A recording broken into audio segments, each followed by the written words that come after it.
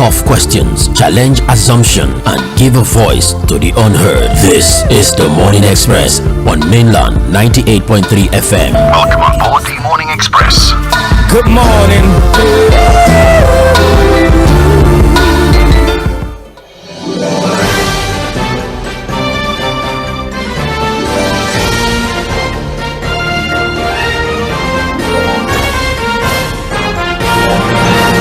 Good morning everyone, and welcome to another vibrant edition of our Monday morning newspaper review program here at Mainland 98.3 FM. It's called Trends in the Papers. But before we begin to talk about the program, welcome to the new week. A lot of schools are resuming today. Offices, public organizations are also resuming today, of course, except from some unity schools in Lagos State that will be resuming on the 12th of January as a result of renovation work that is going on at the unity schools. But aside from that, I believe every organization, aside from the media who never went on break anyways, will be resuming today. So I guess it's happy new week, happy new day, happy resumption. I can only hope you had a fantastic time refreshing yourself and preparing for everything that the year 2025 has to offer. Let's stay committed, let's work very hard.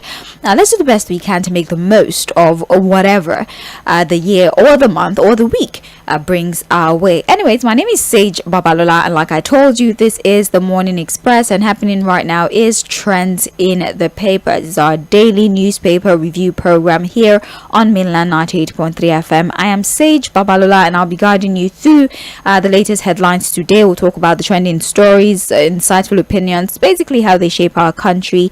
And as we launch into the brand new week, it's very, very essential for us to stay informed, especially about the key developments that matter the most to us as citizens. So we're going to sift through the pages of our leading newspaper. There are a lot of illuminating stories and matters actually that are being reported, and these stories influence our daily lives. It could be political, it could be state of the economy, it could be security, many stories. And so we'll just look at the headlines of the day. We're going to look at significant political events, legislative updates, economic trends, and we would also highlight present social issues and maybe even human interest stories, basically just ensuring that we capture the full spectrum of insight across the nation. All right, so as we proceed, we're going to bring on board, of course, Mainland's FM Man of the Year, according to all of you last week. I'm not jealous or anything, boy, it's fine. He'll be joining us via the phone soon enough to provide in-depth analysis to all of the stories that would be discussed today. So get comfortable, let's get straight into the conversation. But before we start to look at the stories that have been reported today, as you know, every Monday we do the best we can to keep you up to speed with the reports that made it to the front pages over the weekend. For some of you who don't have the time to look through the papers because it's the weekend and you've designated it for rest, don't worry. I'll tell you what the papers have said over the course of the weekend. Let's look at Guardian newspaper. Some of the trending stories. BUA refinery not 90% complete, says management. Terrorists kill Miyetti Allah chairman, abduct wife's daughter. Guardian also told us over the weekend that Southeast leaders urged Tinubu to dismantle roadblocks, revive Anambra Basin. Also, President Tinubu's removal of fuel subsidy freed up fund for Enugu, says Peter Umba. Nobody can be anything without me, Wike boast. Public health, environment suffer amid thriving informal recycling system. Those are some of the stories that the Guardian reported over the weekend. The Punch as well told us that loan app sparked outrage by posting 87 debtors' photos online. Fire got Sokoto markets, destroying grains worth millions. NDLEA arrest drug kingpins. Mother arrested in FCT for abandoning newborn baby over financial hardship. I saw older inmates sodomize younger prisoners. Segun Olowokere, the death for foul inmate in Osun State. We have police arrested suspected kidnapper, rescued 2-year-old victim. And for the Vanguard newspaper over the weekend, there was an editorial, How 2025 Will Shape 2027. Opposition parties struggle for realignment. Also, President Tinubu visits Enugu, commissions Mba's projects. Wedding turns deadly as bride poisons food. Wedding turns deadly, as bride poisons food, killing guest, groom hospitalized. NAFDAC alerts on fake cancel drug in the market. 2027, northern leaders should not interfere in candidate selection, says Kwakwanso. And finally, Kogi youths block highway over killings and kidnapping. So that's a summary of some of the stories that were reported across the dailies on Saturday and on Sunday. Well, I did tell you that Fuad Said will be joining us over the phones as we dive into the stories of this morning. Hello, Fuad. Good morning to you. How are you doing today? Yeah, good morning, Sage. I'm good. How are you doing? I'm fine. I've been a hitter this morning after the weather since they decided to make you Milan's FM Man of the Year, whatever. Good morning, Sha.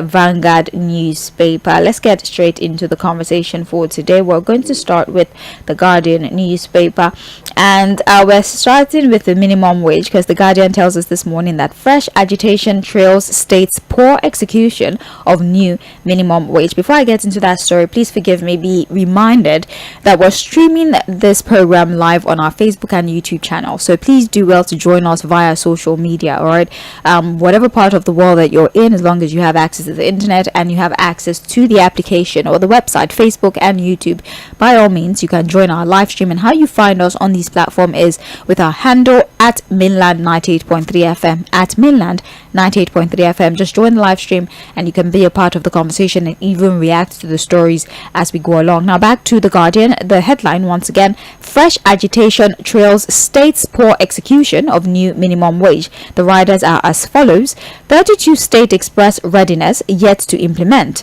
Cross River, Zamfara, Imo, Katsina silent over implementation. Osifo urges government on inflation-adjusted wages.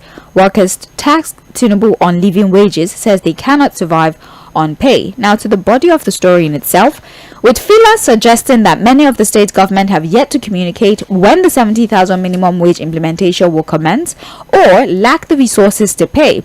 There are signals of possible fresh struggle ahead of the full takeoff of the year, according to the Guardian. Now workers, especially in the public sector, are earnestly awaiting the takeoff of the implementation, which the Minister of Labour and Employment, Mohammed Magari Dingyagi, says would start nationwide this month. But at best, workers are only hopeful that there are no concrete assurances of when payment would start. And now the NLC has warned the state government of possible implosion if they renege on the implementation forthwith of 70,000. And we still have many states that have not implemented the 70,000 minimum wage. Now the labor unions are concerned because from July up until now, the 70,000 has lost at least 1/3 of its value, with skyrocketing food prices amongst other things. And so they're saying that 70,000 that we even negotiated months ago that have been passed into law, as of right now, is borderline useless, so to speak. And then it still has not been implemented. There have been promises, but there is no indication whatsoever. The posture of the government does not in any way, especially state government, does not in any way indicate that that particular law will be implemented anytime soon. Now here's what Festus Osifo of the TUC is suggesting. He says rather than the 5 years adjustment that we do for minimum wage, because every 5 years minimum wage should be reviewed, why don't we do an inflation based minimum wage consideration where at the end of every year, depending on the inflation figures, we should then begin to adjust minimum wage so that it at least reflects the economic reality of the average Nigerian worker. What do you think of this suggestion, and also what do you think about the reluctance of state governors to begin to pay the minimum wage? Well, I think Osifo's suggestion ordinarily should be the reasonable thing to do, but it's not going to happen. You know, when you have an inflation-bound minimum wage policy, even the one that is supposed to be a 5-year thing, irrespective of inflationary trends, you can see that some of the governors are still not able to implement it. In fact, the last one that was done, the 30,000 naira minimum wage, you know, as of today, there are records that there are states that did not pay it. So, if you have a situation where over 6 months, a 70,000 minimum wage was agreed, at least the minimum thing that should be done, and you still have governors who are quiet on it, who are not saying anything on it, and whose body language is showing that they might not implement it, then to now begin to talk about an inflation-induced minimum wage arrangement would be for me trying to be too hopeful about something that may not actually happen. It's unfortunate, it's really very unfortunate, because again the story captures it all. And we are here this morning talking about a 70,000 minimum wage that has lost real value. If you look at the value of 70,000 in 6 months, in the last 6 months, you will understand that perhaps we are talking about a 70,000 naira that is not worth more than maybe 50,000 naira, or even less than that. If you look at the rate of inflation, the skyrocketing prices of goods and services, and then you see our state The reality is that any state that is not able to pay 70,000 naira minimum wage is not a viable state. And it means that there's really no need for the state to even exist in the first place. Talk less of having what you just call governors who are occupying space. If there's a state in Nigeria, say, that is not able to pay 70,000 minimum wage as at today, then we should question the existence of the state in the first place. Why the state existed in the first place? It means it was never viable. And it could not have been viable to the point where there's a need to even elect a governor. You understand what I'm saying? Yes. But it is what it is, Sage. What can we do? This is now the challenge for the labor unions to pick up. Maybe they are going to do it jointly, or it's going to be a state-by-state battle. I don't know. But again, I'm sure this is where the result of the labor unions will be tested. The ability to be able to hold these guys to account. And the fact that the labor unions were not able to hold them to all implement the 30,000 minimum wage is a failure on the part of the labor union. If you understand what I'm saying. Yes. So maybe there's going to be something different now. Because I can say that the last labor leaders before this one were a complete failure. So whether we are going to have a different partner with Usifo and what was his name now? The labor leader, the NLC leader, JᴏɪＲ, yes, to ensure that all these governors implement. But the fact that they are not able to do that in 6 months is a bit troubling. Because what are we talking about now? Say 70,000 naira. In the reality of Nigeria of today, but again, it just goes to show again that look, in most of these states, you just have occupiers of the seats of governors practically doing nothing, just faffing around. They wake up in hand every end of the month, look for Abuja allocation, and a lot of times they filter away these monies into white elephant projects, into all manner of inanity. I look at the simple thing as taking care of their workers, paying 70,000 minimum wage as a common profit. I think even the editorial of the Guardian newspaper today is on the minimum wage. I think with an headline that look, minimum wage is the minimum thing that this government should be able to do. The minimum, the smallest thing that they should be able to do.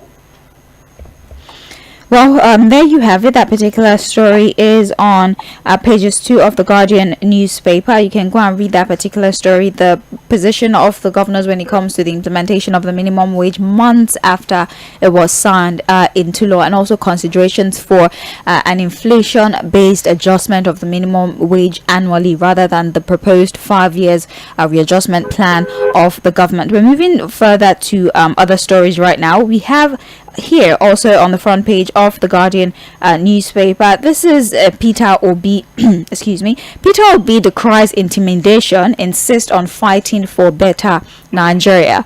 Now, former presidential candidate of the Labour Party, Peter Obi, has vowed to continue fighting for a better Nigeria, even if it means paying the supreme price. Reflecting on the challenges of being in the opposition, Obi decried the intimidation, isolation, and sabotage he had faced, but reaffirmed his commitment to pushing for reforms that would uplift ordinary Nigerians. I would like to read in part what Peter Obi had said. I'm reading verbatim now. Your business, everything that you are involved in, are being dismantled. That is not a country. We need to show commitment to the future of our country. None of us is going to live here forever, so we must build a better society for our children. And to build this, some of us will take the risk. It is difficult to be opposition in this country. It's extremely difficult because everything is against you. People don't even want to see you. They don't want to talk to you. I see colleagues, I greet them at the airport and they don't even want to reply because they don't want the government of the day to see them greeting me. And I said I'm reading in part now. He said a lot more than that. So in his New Year's address, I believe, he did say quite a lot of things. He spoke about the tax reforms and how there's a need for a review. He spoke about the government cutting down their cost and reallocating these funds to capital projects rather than on buying cars and focusing on recurrent expenditure amongst other things. And then he spoke about how being in the opposition have significantly affected him personally, affected his business and also his relationships with his political counterparts. What are your thoughts, Fuad? Well, I was hoping to get more specifics. Well, they didn't say specifically. Details as to the intimidation he's talking about now, Mr. Peter Obi now. Because he said that, look, some might affect your business and all of that. So I was hoping that maybe there were specific things about his personal business that have been affected by his decision to be one of the leaders of the opposition political parties in Nigeria. But I think the only thing I was able to pick from that is that, look, even your friends, your business associates, and even political colleagues want to distance themselves away from you because they feel they will be harassed and intimidated by the ruling party. But I think that's not too much a price to pay as the leader of the opposition. You must expect that these things are going to come. You understand what I'm saying? It's just what it is, really. We've always said it. While the ruling party is complaining that the opposition is getting too toxic and they don't see anything good in the government of the day, we tell them that, look, so what do you expect from the opposition party or the opposition leaders? You should be rubbing your head. And we were also very quick, political roundtable yesterday to remind the APC that are complaining bitterly about Mr. Peter Obi's continuous criticism of the government. That, look, when you guys were in the opposition, you did far worse than what Peter Obi is doing now. You remember Alhaji Lai Mohammed, it was almost a daily thing. I don't think there's anything on record that was said possibly of the Jonathan regime by the ACN of those days as led by Alhaji Lai Mohammed. And when even they formed the APC, it got worse. And that was what even endeared a lot of Nigerians to them, then of the APC, the alliance, to the extent that they were able to sell the change mantra to Nigerians. They kept criticizing the government. I think there was even a time that Alhaji Mohammed called Jonathan clueless. That was the word that was used. And I must tell you that word, a lot of Nigerians had bought it from them. They painted the Chibok girls' abduction, all manner of things, really, to show that, look, or to paint or create the narrative that the Jonathan government was clueless. So it was fantastic opposition politics from the ACN down to the APC at that time. The same thing they did to the PDP.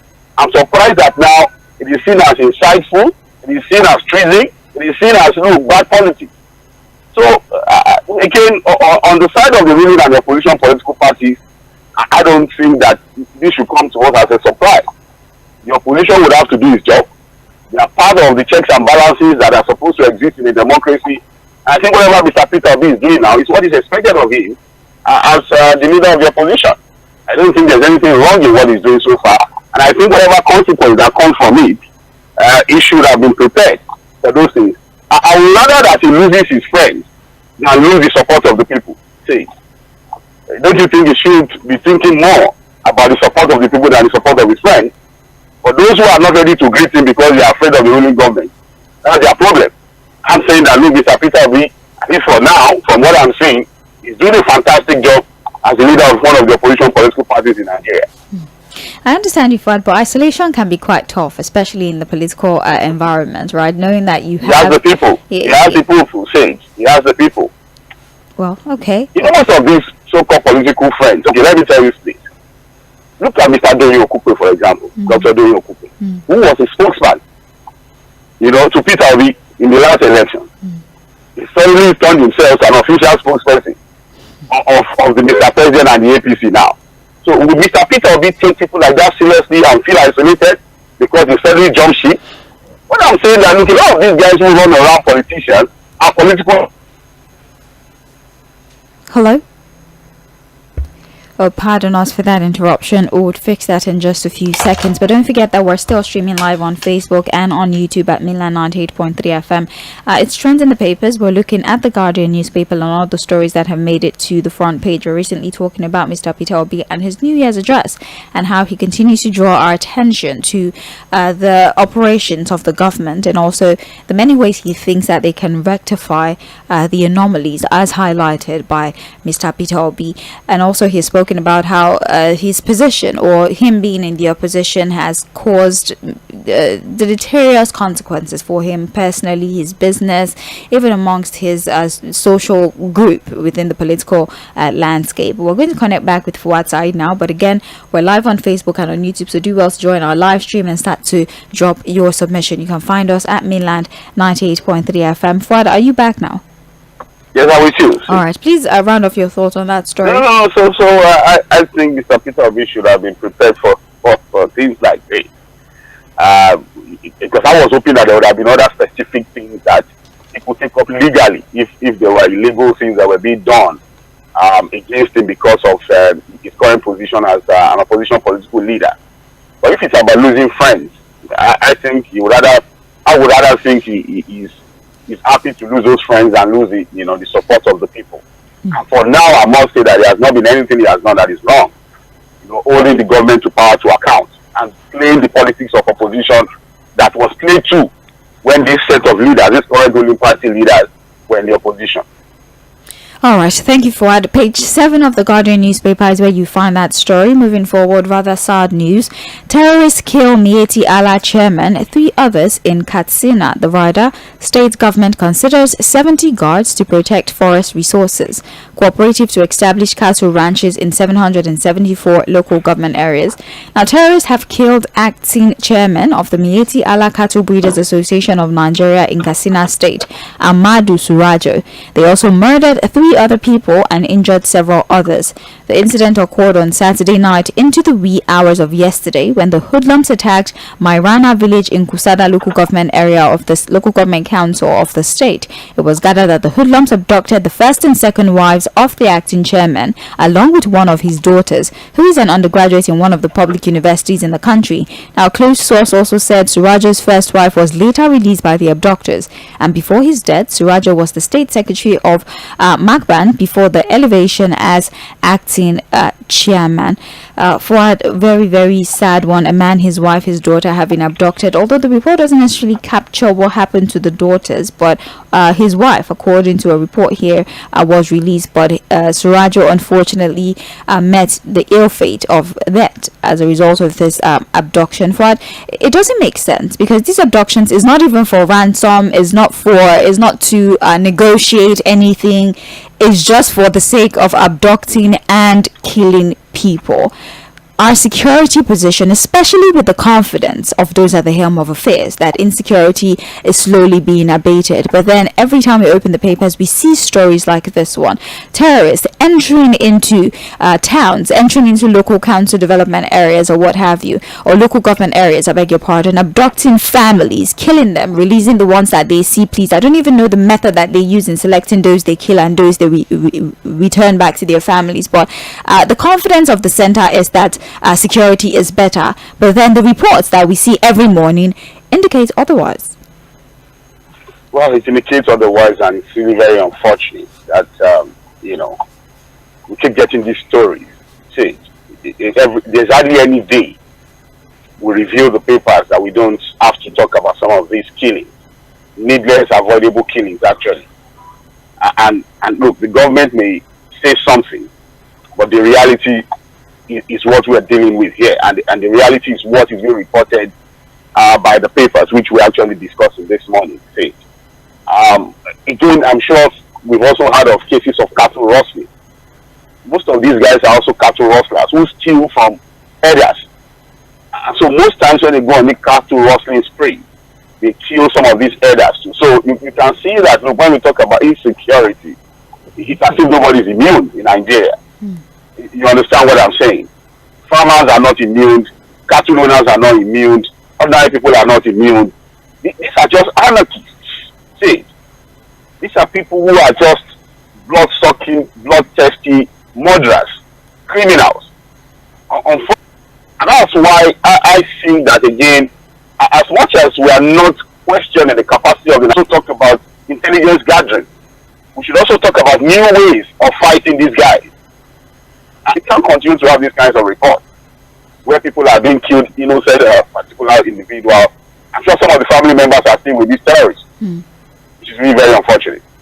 Very unfortunate indeed. You're just hearing the voice of Fuad Said, who's joining us for analysis. Together, we're looking at the Guardian newspaper. We're looking at the top to form your own opinion. Story: Insurgency from Musa has acknowledged the fact that the military personnel have done well on Saturday when he visited the troops of Operation Say not rest on their own. For the mild pauses, I'm using the digital. A lot of work still has to be done, but the troops are currently going on, and this year they will be able to achieve more. But so far so good. They've been able to do. Then sometimes it's unfortunate that some of the security challenges are military.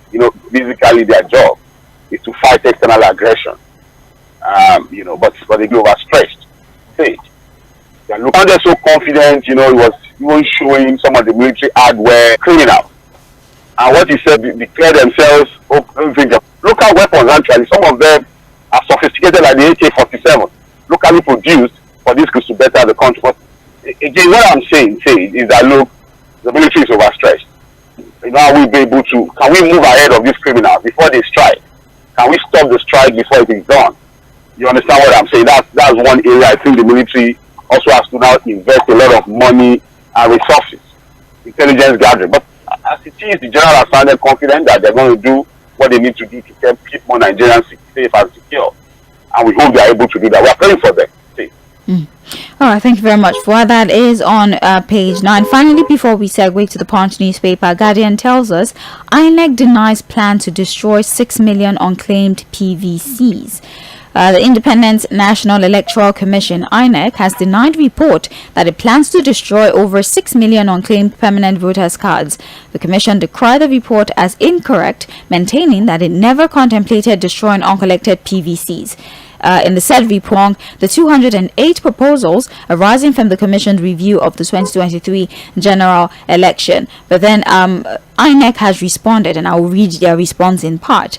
Following the publication of the Register of Voters, the Commission has made available the PVCs for collection by voters on December 12, 2022. The exercise was initially planned to end on the 22nd of January. However, the fact that a huge number of registered voters had collection and other related challenges are illustrative of the problem of processing and managing voters in Nigeria. The Commission has implemented a policy that made it possible for voters to locate their PVCs online and subsequently pick them up, and they would proceed with the drive to how to collect them, the report has claimed. So far, as opposed to reports that we got sometime last week that for the smaller agencies that would directly locate these individuals and instruct them on how or where to come for their PVC at a convenient time, because questions have been asked. First of all, the cost of making these PVCs is there uses in the distribution of the PVCs, even if you have to do a doorstep delivery, and from the respect their unclaimed PVC. I think that INEC has to get more creative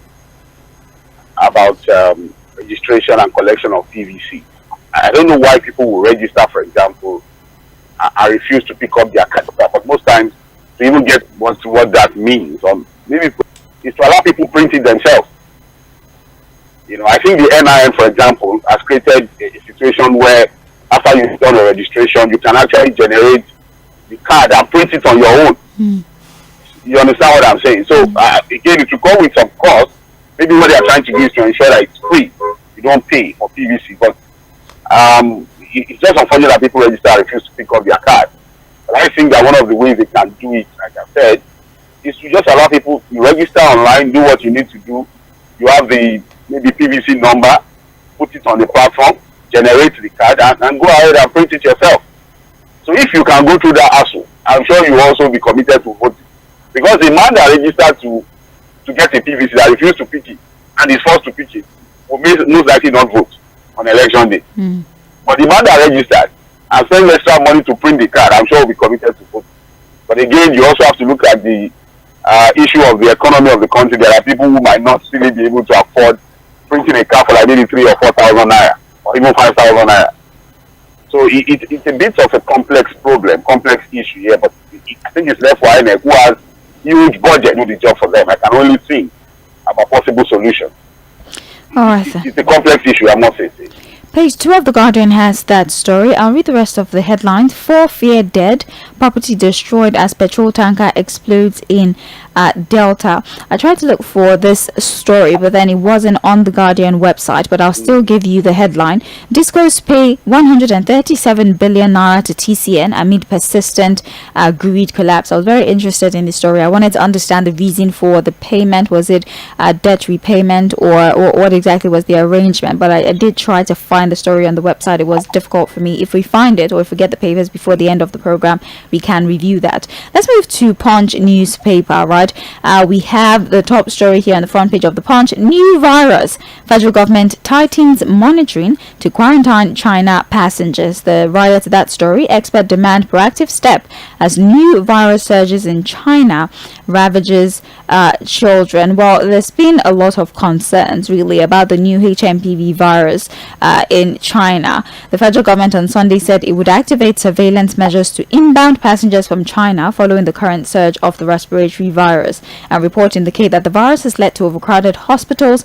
Emergency measures and public concerns have also been up in China. And the virus, attributed to the human metapneumovirus, has seen cases spiking across northern Chinese provinces this winter, particularly among children. And neighboring countries such as Cambodia, Taiwan, and Hong Kong are closely monitoring the HMPV situation, having reported a few cases but no widespread outbreak, according to a report. For just like COVID, we have another respiratory virus on our hands. China is the most hit, just like COVID as well. They were one of the most hit countries, and so the Nigerian government are now being proactive. There would be intense scrutiny of passengers inbound China to minimize the spread of this virus to Nigeria. But China are expending a bulk of their resources because now they have overcrowded hospitals, and children unfortunately happen to be the biggest victims of this respiratory virus, as opposed to COVID, where older people were more susceptible to dying from the virus. But now children are the most affected with this HMPV virus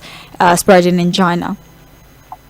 Well, you just have to get more proactive. A Center for Disease Control has to do what they need to do, and I think it's nice that they're already getting ahead of this issue. Closely monitoring passengers and travelers who are coming in from China.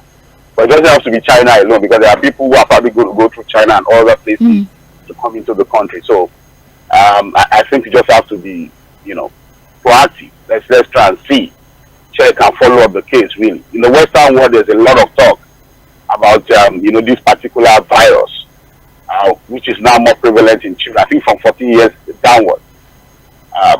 Again, these things will continue to happen. I think it's just part of what human beings have to face.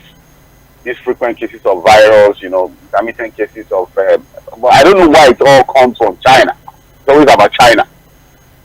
See, eventually COVID was traced back to a particular, animal market in China. This is also being traced back to China. But as much as we don't want to make it a Chinese issue, the fact is that, look, we need to protect ourselves and monitor passengers who are going to come in from China. This is more prevalent in kids.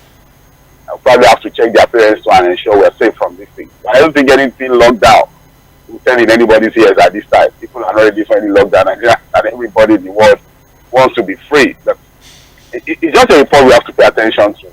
It's not yet an emergency, global emergency. Well, let's hope that things get under control as soon as possible. This particular story is on page 2 of the Punch newspaper. Moving on to political stories. Labour Party can win 2027 poll without a merger, says Labour Party. Now, the Labour Party has declared its ability to win the 2027 presidential election without forming a coalition, emphasizing a strong grassroots support and appeal to Nigerians. The party reiterated that its performance in the 2023 election demonstrated its potential to independently challenge and unseat the ruling All Progressives Congress. The Labour Party National Publicity Secretary Obiora Ifo made the assertion on Sunday in an interview with The Punch, denying recent rumors of a coalition agreement with Rabiu Kwankwaso of the New Nigeria People's Party and the former Vice President Atiku Abubakar of the People's Democratic Party. He says, and I quote, "As it stands, the Labour Party has not been approached or invited to any meeting whatsoever to discuss a coalition. What we see already is that people are thinking of alternatives and how best the election can be won in a landslide against the ruling party," Ifo said. For we see a lot of confidence from the Labour Party camp amid intra-party unrest and litigations, right? And also some sort of interruption with the leadership structure of the Labour Party. But then they're quite confident that they do not need a coalition to win the 2027 election, because they're confident that they do have the support of the people and they have the standing to take on the APC come 2027. This confidence, Fuad, do you think you can point out the root of this confidence? What foundation has been laid by the Labour Party, so much so that they think that standing on that foundation will keep them edge to edge with the APC come 2027? This self-confidence of the Labour Party stated by Mr. Ilo Obiora, right? Yes. Is planted in self-deceit. How so? If you are looking for a classic case of political delusional thinking, this is it. The man is just being delusional. When you thrive on self-deceit, you know the worst form of a lie is the lie you tell to yourself. If they tell you lies and you don't know, you can be excused on the basis of ignorance. You don't know. But when you are the one that crafted the lie and you tell it to yourself to the point where you now start to believe it, and then you know there's a problem somewhere. Look, we all know that one of the advantages the APC got in the last general election was the fact that the opposition parties were scattered. If you put the cumulative of all their figures together, you understand that, look, they could have worked together to defeat the APC. And I remember that the current Minister of Aviation, for several months on his X handle, had pinned a particular tweet that, look, at the end of the election, when President Bola Ahmed Tinubu would have won, people will know how Peter Obi, Atiku, and Kwankwaso staying apart had helped the ambition of President Bola Ahmed Tinubu. And so if they had known, if that was the situation in the last general election, I still have a Labour Party that came into the National Assembly with 38 members and is left with only 17. The other 17 are still marking time, also looking at the opportunity to jump ship. A Labour Party that has just one governor in Abia State, that in the last local government election in the state had to look for another party, the ZLP, as a safe haven.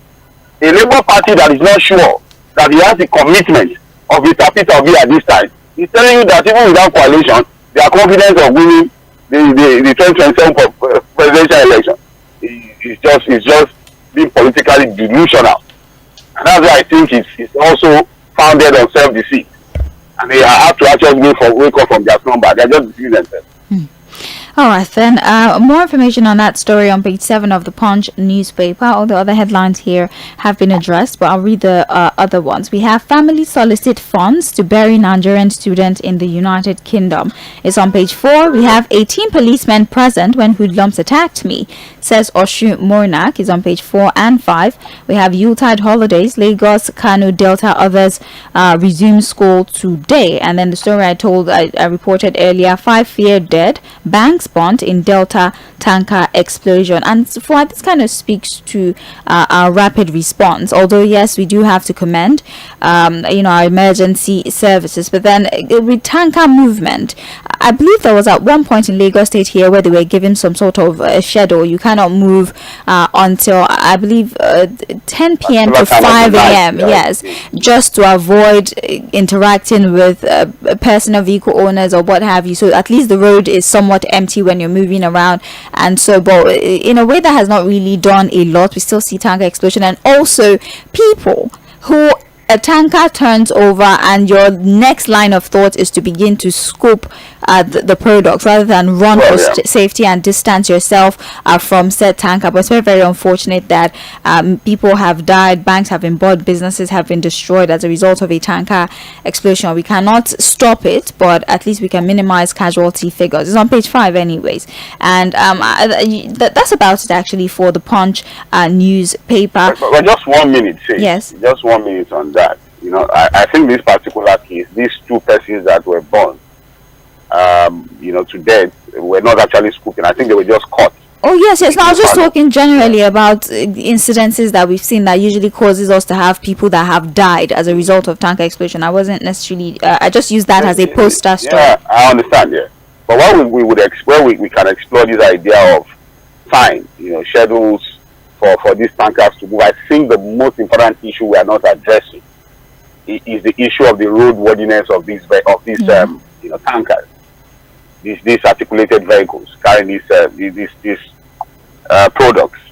A lot of times when you drive past them or they drive past you, you know that these things are not roadworthy. Sometimes you see one motorboy holding stick to shock the tank, to help with the brake system, to shock it. Something that's carrying over 33,000 liters of PMS. You understand? And sometimes the way they are moving, the slow movement tells you that, look, there are problems with the brake system so I don't know why we put Because look, banks have been burnt now, properties have been destroyed, people have been innocently killed because somehow people put these products on vehicles that are not roadworthy. A lot of these things are as a result of either the carelessness of the driver and most especially the lack of roadworthiness of these vehicles. You know, if you're looking at them, you know that these vehicles are not supposed to be on the road. Well, that's that particular story, page 5, and the report the eyewitnesses say that there were hardly any firefighters on scene. That's why the fire escalated so fast. That's how I was talking about. I don't know about other states when it comes to firefighting. And Lagos is doing that. That has a very proactive firefighting, structure. Yeah. And I know that there's a federal firefighting service that is state-owned. I don't know the level. On the current capacity of the federal firefighting service. But I know that the Lagos State has, an effective one. Good response time from the Lagos State firefighting service. So, but for other states, I don't know really. Because in this story that you highly pointed out, they said there was no firefighting service available at all. Very sad. Well, finally, before we leave the studio, Vanguard tells us Fubara can transact business with 3 lawmakers. Court says. Now, Rivers State High Court sitting in Port Harcourt has declared that the governor of Rivers State, Siminalayi Fubara, has the legal standing to transact businesses with the lawmakers that did not vacate their seat in the State House Assembly. This was as the court on December 20 dismissed the suit seeking to compel the governor of the state to represent the 800 billion naira 2024 budget of the state to the aggrieved 27 lawmakers of the State House of Assembly led by Martins Amewule. So, because of our time, I may not be able to read the entire story, but basically what we're seeing, a high court in Port Harcourt is saying, well, Fubara can work with the 3 legitimate lawmakers. He does not in any way have to represent the budget to the 27 lawmakers that have defected and according to the law automatically have lost their seat. Fuad, are we going to see another case of conflicting court judgments? We've seen several cases now. So this did not come to us as a news. It is well with the soul and spirit of Rivers State, since the political leaders of that state have refused to behave themselves. Because this drama is not going to end anytime soon. We are already tired of the different court cases, whether conflicting or not. Too many cases on these Rivers matters. To the extent that the judiciary is also being dragged into this needless crisis of that particular state. Injunctions and counter injunctions, ruling and counter rulings, contradictory judgment, to the point where we are also making a fool completely, a ridicule completely of the judiciary in these Rivers matters. And it's not because of anything, it's not. If it's about development of the state now, it would have even been a meaningful conversation. And state resources. It's all about the interest of just individuals who are now refused to behave themselves. Greediness, nothing more. Well, that's that particular story. For those of you that would like to read about it, it's actually on page 12 of the Vanguard newspaper. But with regards to that power story where Discos had to pay 137 billion to TCN, apparently it was for administrative charges and also transmission and administrative charges, which is weird because why are you taking money for service that you don't necessarily offer? With grid collapse 12 times in 1 year, poor electricity supply, blah blah blah blah blah. And well, for the past 9 months, I believe the Discos had to pay 137 billion naira total sum to the TCN. Yes, they had to pay the TCN administrative charges and transmission charges. The more you probe into the power sector value chain, the entire power sector, the more you get confused about what is actually going on. At every level of the sector, at every level of the value chain, there's confusion and more confusion. So the more you probe into the operations, the more you probe into the relationship of the 3 levels, from the GEMCOs to the T schools and the D schools, what amounts to what is being calculated that this has to pay to this for efficiency and effectiveness in the sector, the more confused you get about that sector. It's all locked up. Well, Fuad, we actually And have. that's why people are saying that we need to unbundle what we have now. Indeed. So I'm going to move forward.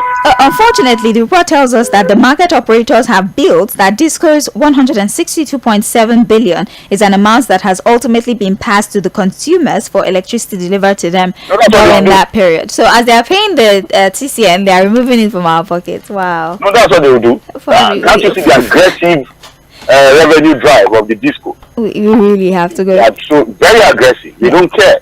Put people on estimated billing, bill people whether the service is provided or not, force you to pay because they know you have no option.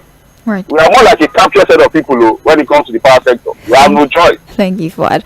At 8:40, we'll be back for Mainland Focus. That's about the time where you can also join the conversation and talk to us or opine on the stories that we have addressed. I'm Sage Babalola. Fuad will be back as well. The Morning Express continues after the commercial. We'll be back.